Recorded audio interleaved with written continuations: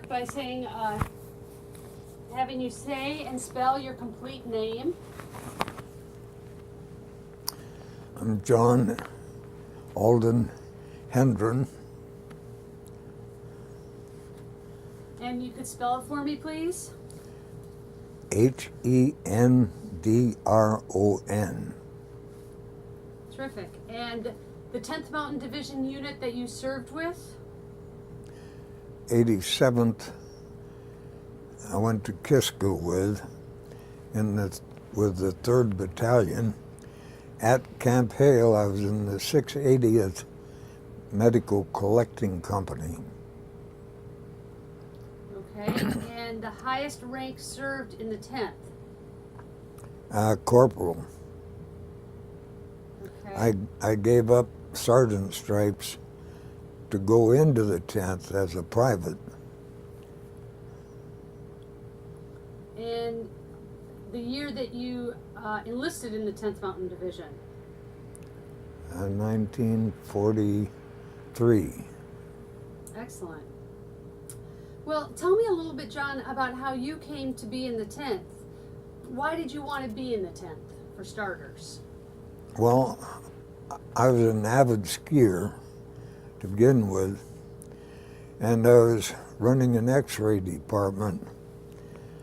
X-ray was my business before I went in the Army, and I'd helped build a hospital.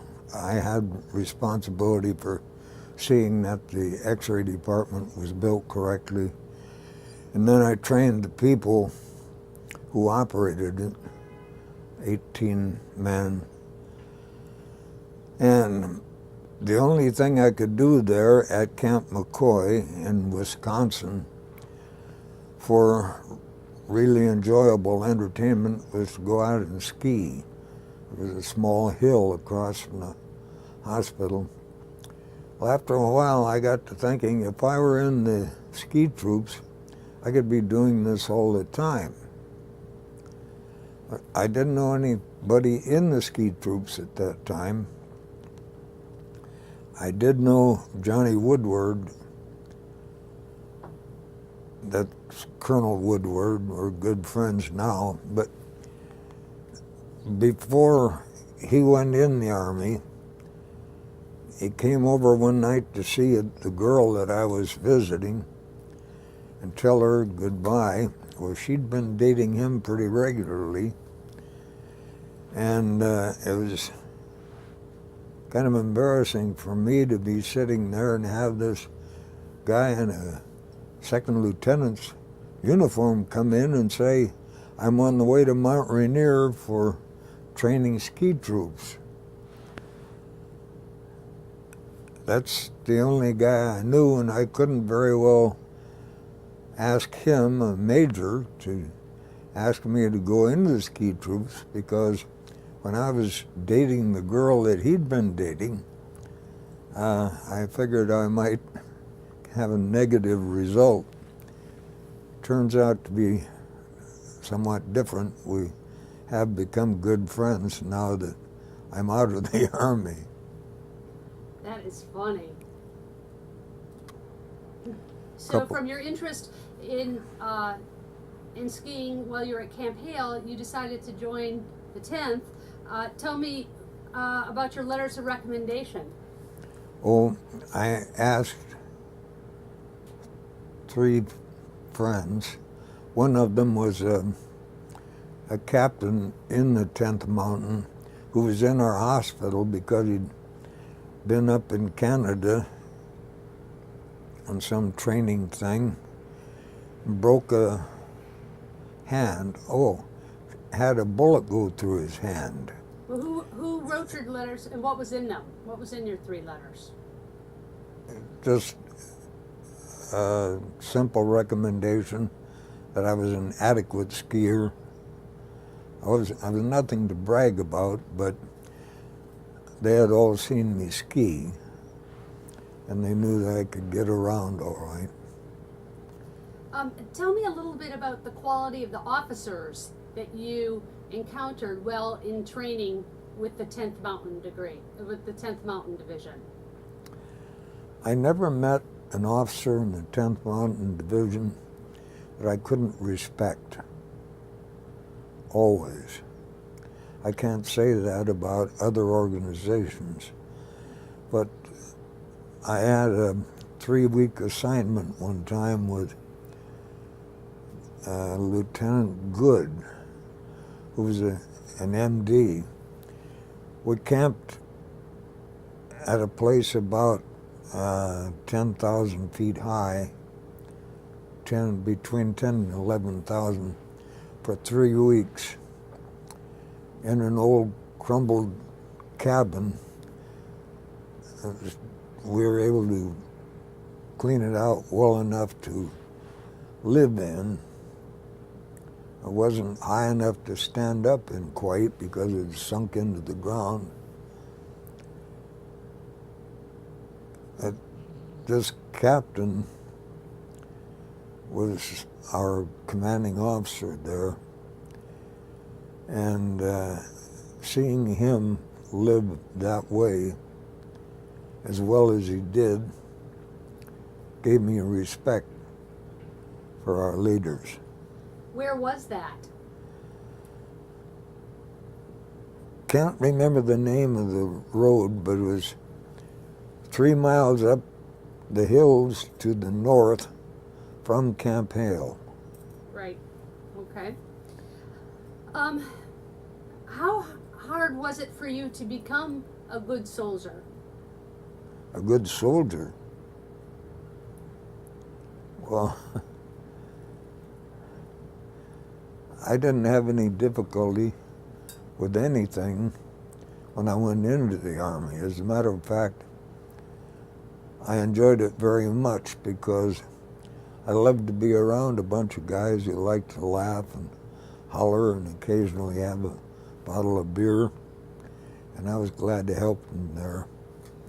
How hard was it for you to become a good skier?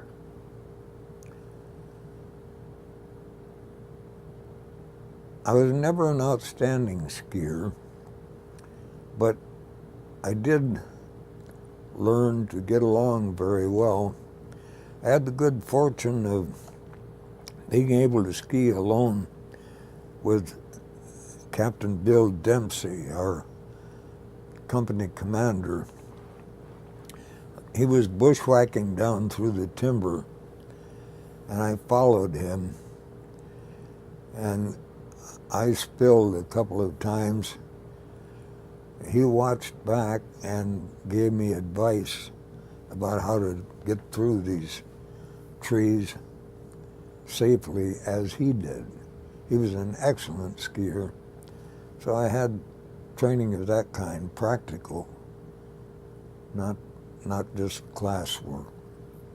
What were some of his best tips? If you had to boil it down to 1 or 2 great tips, what were they? He demonstrated it by going through the trees himself, showing how to shift the weight, keep it where it should be. It's somewhat like going through moguls with a post in each mogul. Can you think of any funny experiences that happened to you personally while you were on some of these skiing maneuvers?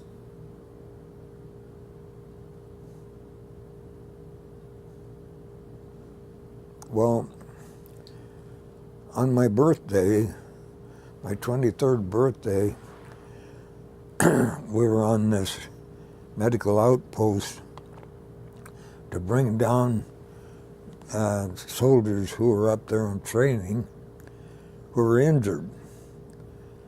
And we didn't have anything to do that particular day, so I took off up Elk Mountain, I believe it was, and on up to the top of Sugarloaf. From the top of Elk Mountain, I had to take off my skis and just climb.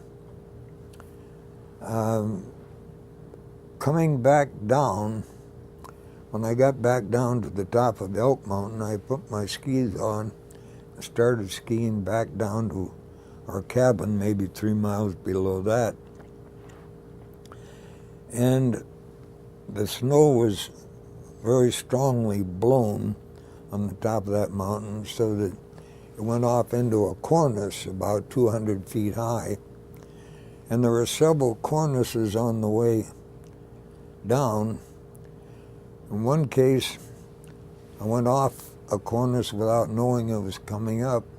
It was about 7 feet high. I managed to land all right and keep going. But when I got to the bottom, I looked back up, and the cornice, I'd say 200 feet high, I had come within about 7 feet of the edge of that cornice without knowing it. Snow blowing in my face. Wow. And how much of a drop would it have been if you had gone over the steepest part of the cornice? 200 feet. Can you say that for me? How's that? Can you say that part for me? If you had... If I had gone off the 200... If I had gone off the cornice, I would have dropped 200 feet. One more time. If we had gone off the cornice, I would have dropped 200 feet. And I doubt very much that I would have survived. How close did you come to that cornice? Approximately 7 feet. Can you say, I came? I came about 7 feet from the edge of the cornice.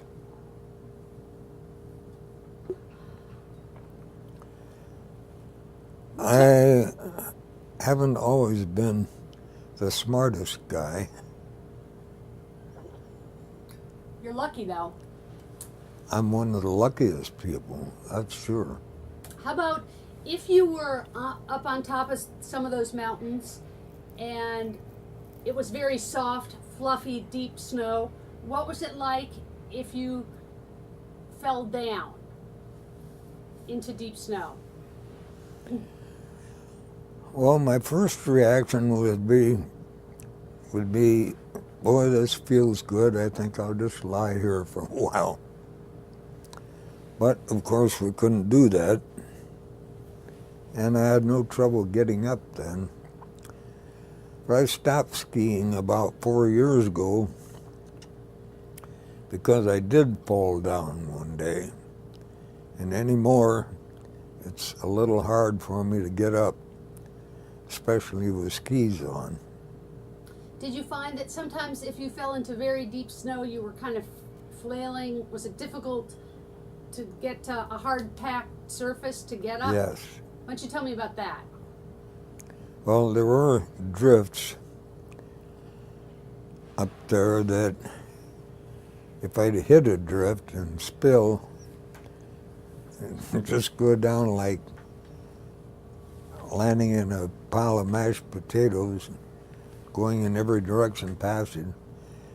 And then have to work your way back out with the snow compacting under your hands as you tried to get a handhold. But after I got out and on the top and could get my poles down, then I could stand up all right. Was it a lot of work? How much work was it to do all that? I never thought of it in terms of work. I always thought of it as fun. Did you work up a sweat doing it? Oh yeah.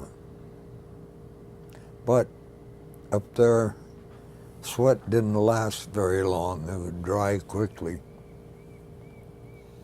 Tell me a little bit about DSeries for you. I wasn't in it. Okay. Now, as part of the 87th, I understand you went to Kiska. How about Yes. if you tell me about what your job was? Well, tell me a little bit about what it was like for you to go up to Kiska. Well, we got off the transport ship, the Zealand, and when we hit the shore, there were a lot of rocks under the water, so we couldn't.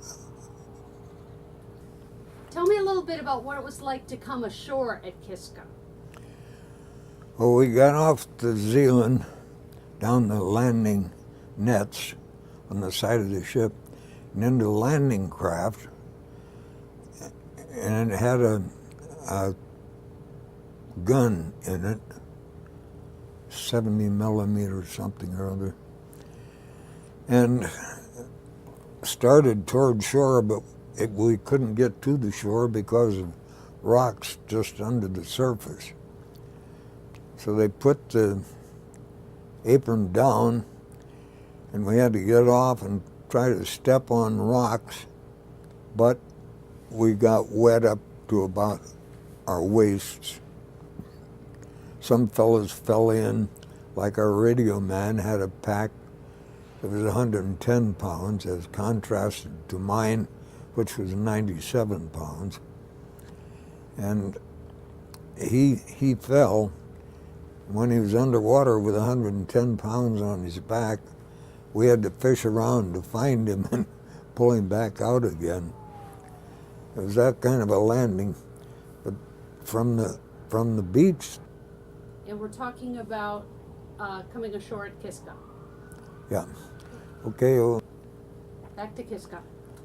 Okay, we started climbing. We were at Gertrude Cove on the backside of Kiska, and they hadn't landmined or booby-trapped this particular hill. We, as mountain troopers, were able to scramble right up. We had very heavy packs. I had the full medical pack, and I also had 4 grenades, 2 fragmentation, 2 concussion grenades, a rifle, 80 rounds of rifle ammunition, and a trench knife, a long trench knife. And we were known as Corlet's Long Knives. Corlet was our general, and Corlet's Long Knives was sort of a temporary name for the outfit. It never caught on very much. We went up the hill to, maybe 3/4 of the way to the top, and they told us to dig in. What were you thinking at this point? Were you thinking that there might be Japanese? Yes. So tell me what you were And thinking. one ranger was coming down when we went up, and he said that he had found a Japanese dugout that had hot tea in it. So that told us there were Japanese on the island. I think now that he was full of horse feathers. I don't believe there were any Japanese there. Were you pretty nervous? No. Not nervous. What were the circumstances? Was it clear, foggy? Well, that night I was right in the middle of the worst thing that happened on Kiska. 47 men were killed. And about 3/4 of the way up the mountain, I found a little dimple in the mountain. I thought this would be a good place, since we have to dig in, this would be a good place for me to be, because crossfire won't get down into this dimple. And as it turned out, the guys above me did have a lot of trouble. One of them jumped out of his hole and hollered, "What the?" and got it through the head, and he fell almost into my hole. Others around us were getting shot too, because a certain officer had failed to report his position, the position of his company. The anti-termite patrol was coming through that area and didn't know there was anybody there, and somebody fired because they thought it was the enemy, and pretty soon they were shooting at each other, I was under it. But the doggone foxhole that I'd had to dig with a trench shovel, I could only get down about 12 inches. And I hit solid rock. So I was lying in this very shallow hole. But I did have a mortar base plate that somebody had dropped. I pulled that over me and kept my rifle going across the top. Incidentally, it's funny that a medic is talking about carrying a rifle and grenades, etc. But on Kiska, we did. We were told the Japanese didn't recognize the Red Cross. We wore a Red Cross on our arms and on our helmets, but they said that the Japanese didn't recognize it, so they armed us too. During the part where there was crossfire because of the unreported position, was it foggy out? Could people not see?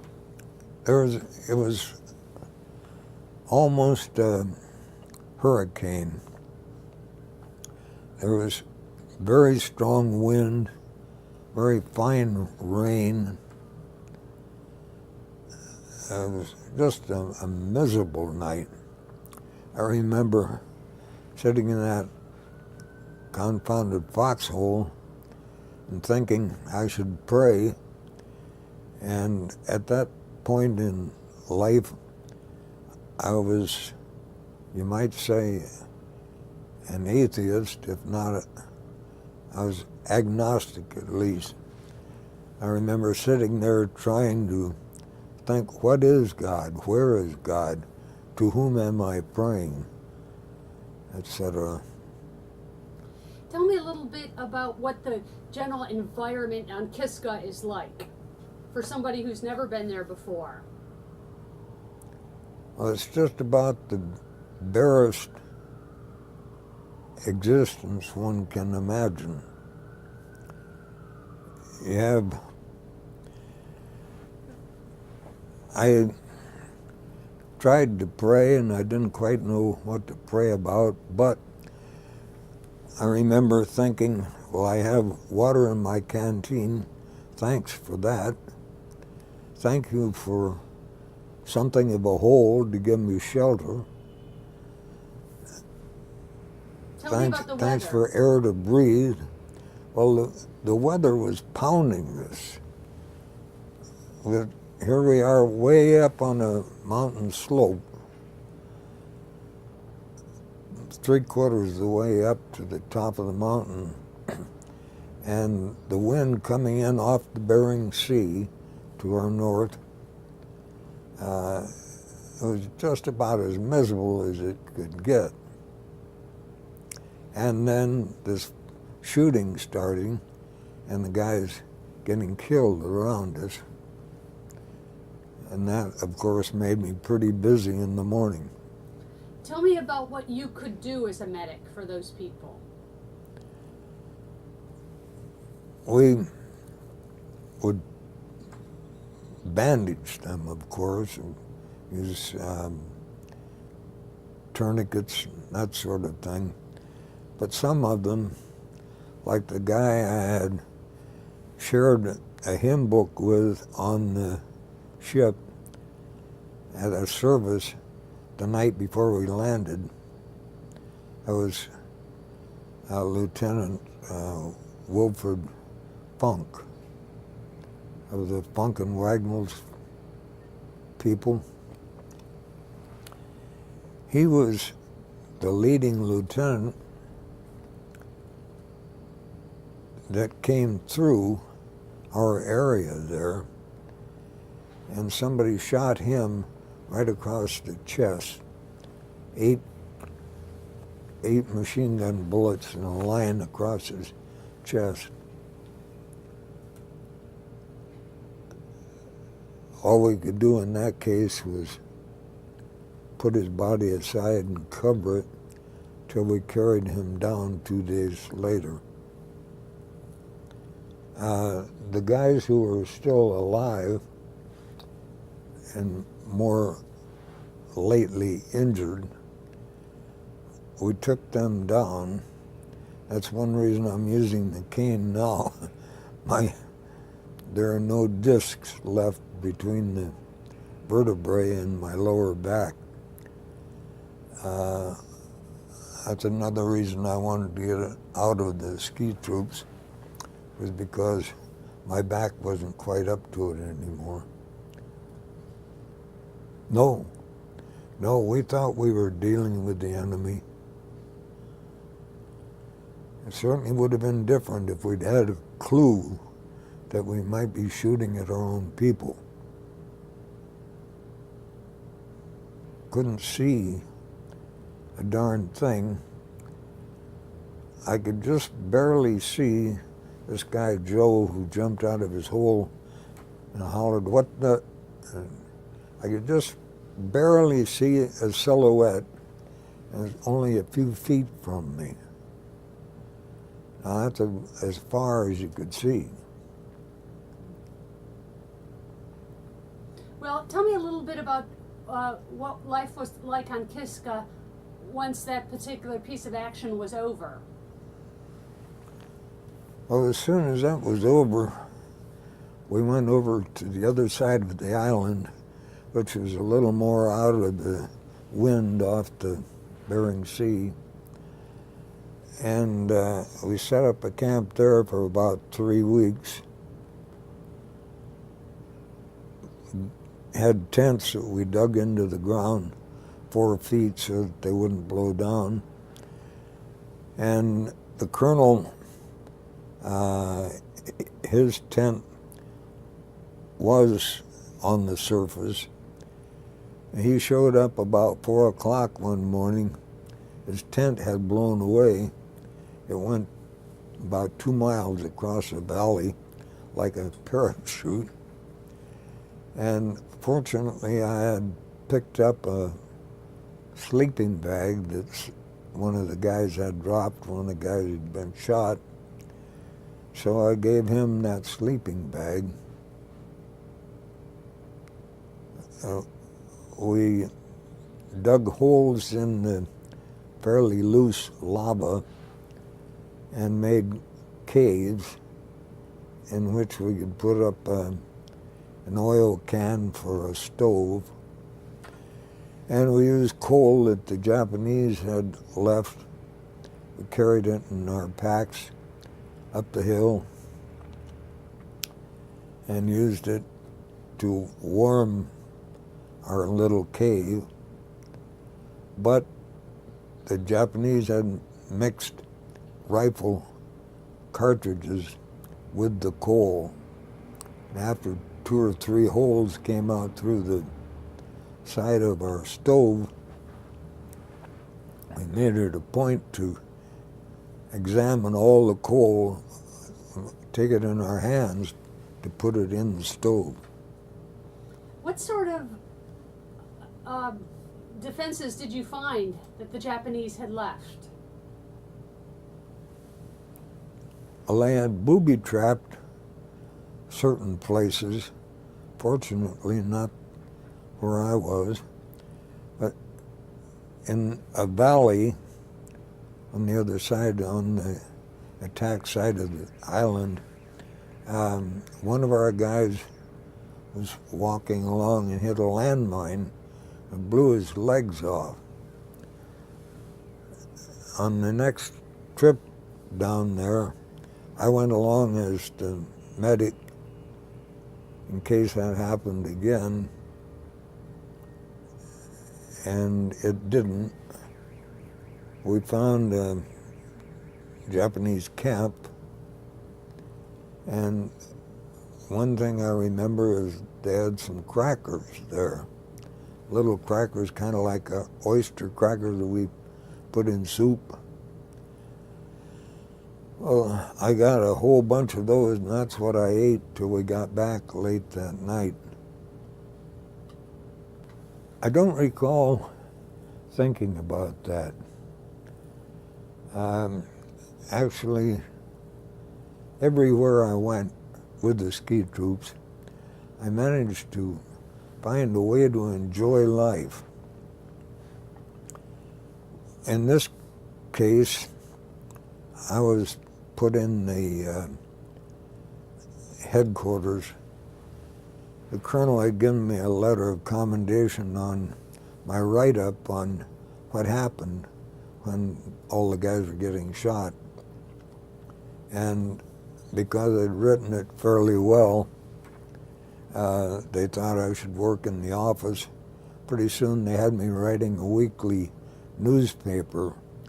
We had a mimeograph machine, so we produced a newspaper with information and jokes and whatnot to keep the guys entertained. I sort of enjoyed that, but the main thing I enjoyed was the men. Seeing guys who were tough enough to live this way and really make out. They were unusual men. You couldn't take a dozen men off the street and do the same thing. What was it about them that made them so unusual? Physically tough and mentally agile. When things were difficult, they'd figure out a way to protect themselves or to solve problems. How would you define the spirit of the 10th? You know, I haven't thought about that before, but now that you caused me to think of it, I'd say it was the best I've ever found anywhere. A spirit of cooperation, willingness to work together, and to overcome difficulties as a pleasure. What does it mean to you to be part of the 10th Mountain Division?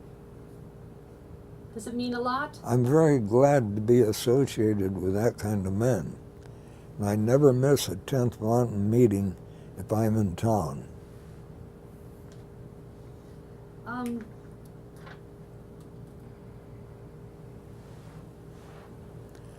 When I think back to that foxhole the first night, I'd say I learned how to live and why to live, because I saw people dying around me under most miserable circumstances. It taught me to be alert and to be able to create solutions for many, many problems. So it shaped your life. Yes. Yes, it did.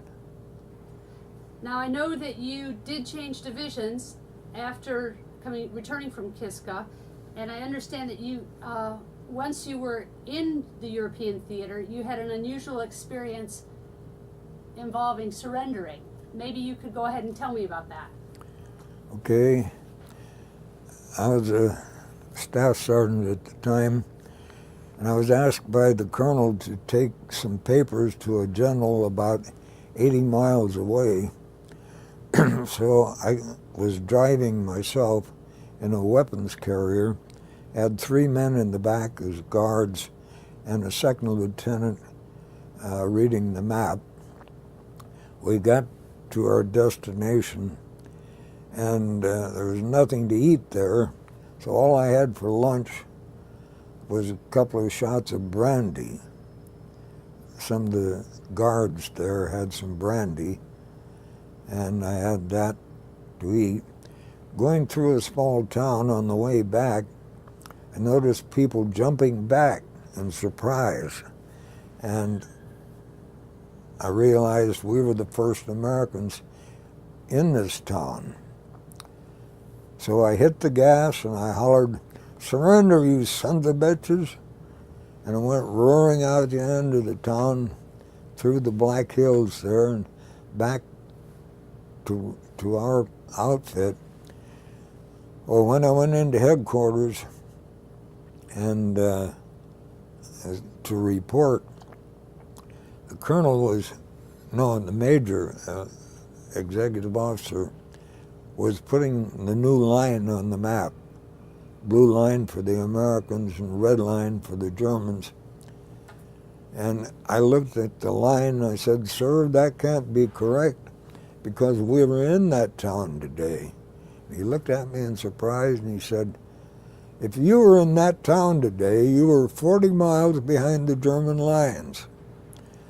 The point of my story is I had hollered, "Surrender, you sons of bitches," and 2 weeks later they did. I'm the guy who won the war. All by yourself? Yeah.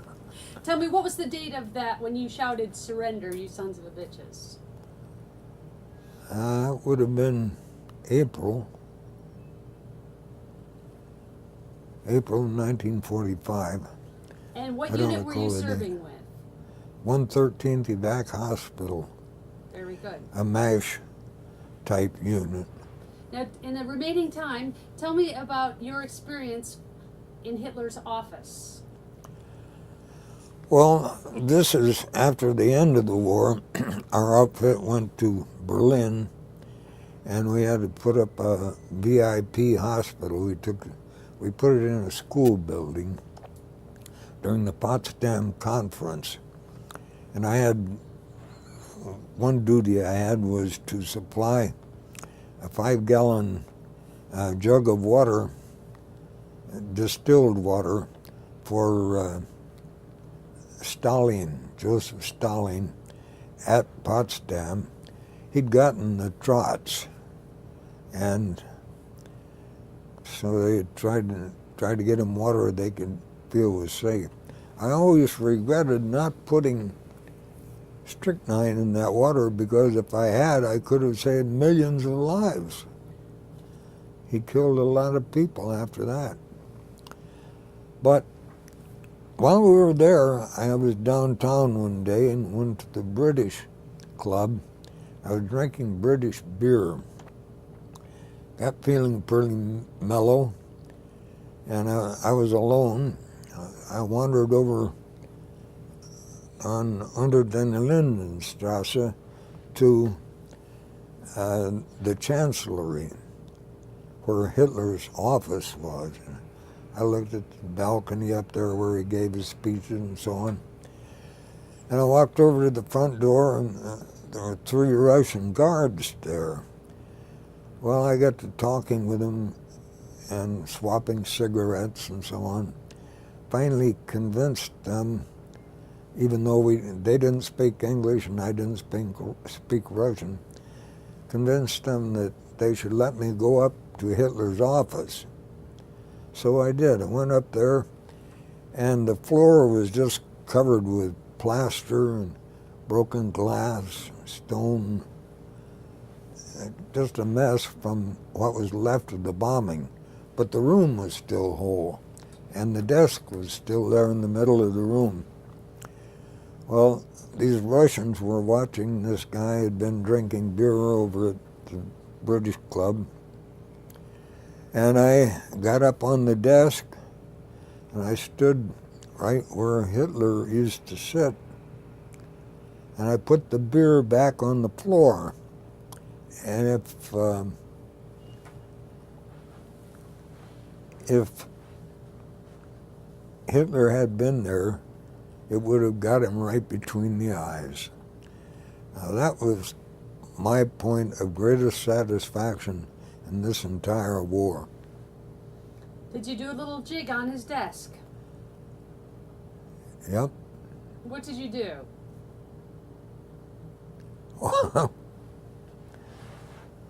Actually, the Russians just stood back and clapped when I did that. What did you do?